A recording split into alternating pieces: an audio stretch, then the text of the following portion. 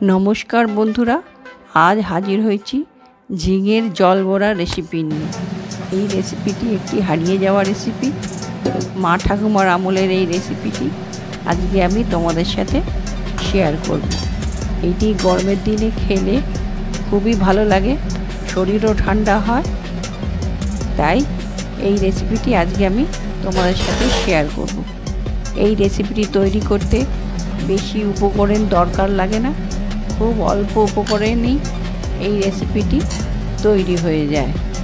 চলো তাহলে এবার দেখে নেওয়া যাক কীভাবে তৈরি করছি। আমি 500 ঝিঙে ছোট ছোট টুকরো করে কেটে নিয়েছি, আর মটর ডাল 50 গ্রাম মটর ডাল 6 ঘন্টা মতন ভিজিয়ে রেখেছিলাম, নরম হয়ে গেছে। ওটাকে একটু মিক্সির জারের মধ্যে পেস্ট করে নেব। এর মধ্যে 2টো কাঁচা লঙ্কা দিয়ে দাও, তারপরে এটাকে একটু পেস্ট করে নাও। পেস্ট হয়ে গেছে। এবার পেস্টটাকে একটা বাটির মধ্যে ঢেলে নিচ্ছি। এর মধ্যে অল্প করে পরিমাণ মতো লবণ আর একটু আদা কুচি মিশিয়ে একটু মেখে নিলাম। এইবার গ্যাসের মধ্যে একটা পাত্রে জল গরম বসিয়ে জলটা ফুটে উঠলে এই গোল গোল গোল গোল বড়া মতন করে এই জলের মধ্যে ঢেলে দাও। এগুলোই হবে জল বড়া। এই জলের মধ্যে একটুখানি লবণ দিয়ে দিও, আর এগুলোকে 5 মিনিট ফুটিয়ে নাও। এবার গ্যাসে কড়াইয়ে তেল দিয়ে দাও পরিমাণ মতন, কালো জিরা কাঁচা লঙ্কা ফোড়ন দিয়ে দাও। ফোড়নটা ভাজা হয়ে গেলে এর মধ্যে আলু একটু ভেজে নিচ্ছি। আলু দিতেও পারো, নাও দিতে পারো। পরিমাণ মতো লবণ দিয়ে দাও। এবার আলুগুলোকে একটু ভাজা ভাজা করে নাও। এইবার ঝিঙে যেগুলো কেটে রেখেছো ভালো করে জল দিয়ে ধুয়ে ঝিঙেগুলো সব দিয়ে দাও।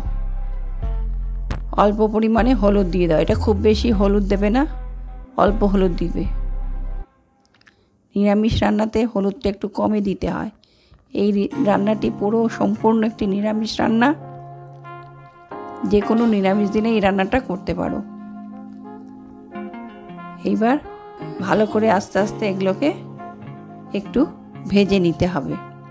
সমানে ঢাকা দিয়ে দিয়ে একটু ভেজে নাও। দেখবে ঝিঙেগুলো অনেক জল ছেড়ে দিয়েছে।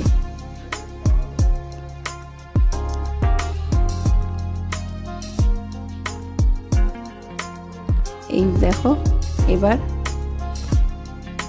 ঝিঙে অনেক জল ছেড়ে দিয়েছে। এবার বড়াগুলো আস্তে আস্তে এর মধ্যে ঢেলে দাও।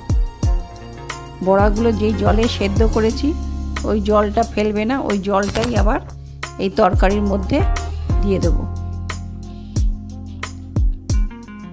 দেখো জল বড়াগুলো এর মধ্যে দিয়ে দিয়েছি। এই জল বড়া রেসিপিটি খেতে খুবই সুস্বাদু হয় এবং গরমে খেলে শরীরটাও খুব ঠান্ডা থাকে। আর খুবই কম তেল দিয়ে এই রান্নাটি তৈরি হয়ে যায়। দেখো বড়াগুলি খুব ভালো সেদ্ধ হয়ে গেছে।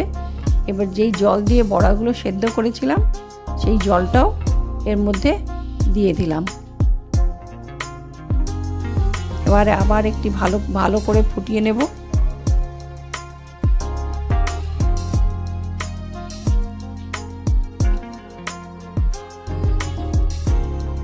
দু 4টে কাঁচা লঙ্কা দিয়ে দাও, আর পরিমাণ মতন একটু চিনি দিয়ে দাও।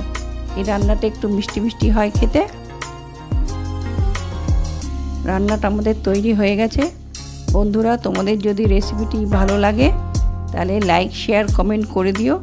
আর নতুন বন্ধুরা চ্যানেলটি সাবস্ক্রাইব করে বেল আইকনটি টিপে দিও। বন্ধুরা, এই রেসিপিটি অবশ্যই একবার বাড়িতে ট্রাই করে দেখো।